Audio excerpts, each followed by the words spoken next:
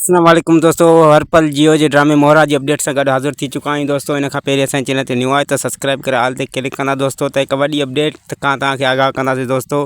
जी त दोस्तों तव्हांखे ॿुधाईंदा हलूं त हनान जेको आहे त शादी करण खां पोइ पंहिंजी माई खे क़ाबू में न करे सघे दोस्तों। पंहिंजी माउ जे चवण ते शादी त हुन कई, बहरहाल हुनखे माई जेको आहे त क़ाबू में न करणु आई, छो त उहा पढ़ियल वॾे घराणे जी जेका माना जाइल छोकिरी, जीअं त मां तव्हांखे अॻु में ई ॿुधाए चुको हुयुमि त वॾे घराणे जी जाइल छोकिरी हुई दोस्तों।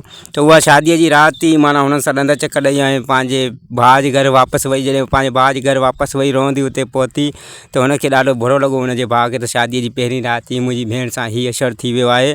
ऐं हू हुन पुलिस घुराए हनान खे जेको त गिरफ़्तार कराए थाणे बंदि करे छॾियो आहे ऐं केस थाणे में उहो ठहियो आहे दोस्तों। त जीअं त तव्हांखे ख़बर हूंदी त हनान खे ऑफिस में हुन रखियो हुयो पंहिंजे दामाद बणाइण खां पोइ। हुनखे जेको आहे त पंहिंजे ऑफिस में जॉइन कयो ऐं हुनखे पंहिंजी ऑफिस में जॉइन करणु ॾिनो दोस्तों।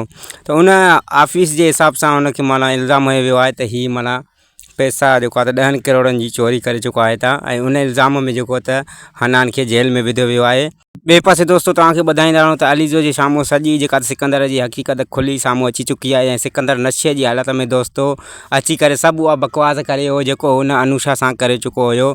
जीअं त हुनखे कूड़े प्यार जे ॼार में फासाए हुन सां शादी कयईं ऐं बाद में हुनखे तलाक ॾेई छॾियईं ऐं बाद में जेको आहे त जेको नशे जी हालत में अची घर माना उहो सॼो कुझु बयानु करे छॾियो ऐं अलीज़ो सभु कुझु ॿुधो। ऐं हुनजी जेका सिकंदर जी अमड़ आहे, अलीज़ो जी ससु आहे, हमज़ा जी अमड़ आहे, हुनखां जेको आहे त अलीज़ो पुछियो त इहा अनुषा केरु हुई त हुन चयो त अनुषा हुई का ग़रीब छोकिरी हुई जेका माना असांजी लेवल जो माना सोचणु बि चाहे ऐं मुंहिंजे पुट हुन सां हीअं करे छॾियो। जी दोस्तों त हुनखे शायदि ख़बर न आहे त अलीज़ो जी हूअ भेण हुई दोस्तों। जी दोस्तों वरी मिलंदासीं नेक्स्ट वीडियो जी अपडेट सां गॾु। ख़ुदा हाफ़िज़ दोस्तों, इंतज़ारु ज़रूरु कजो नेक्स्ट वीडियो।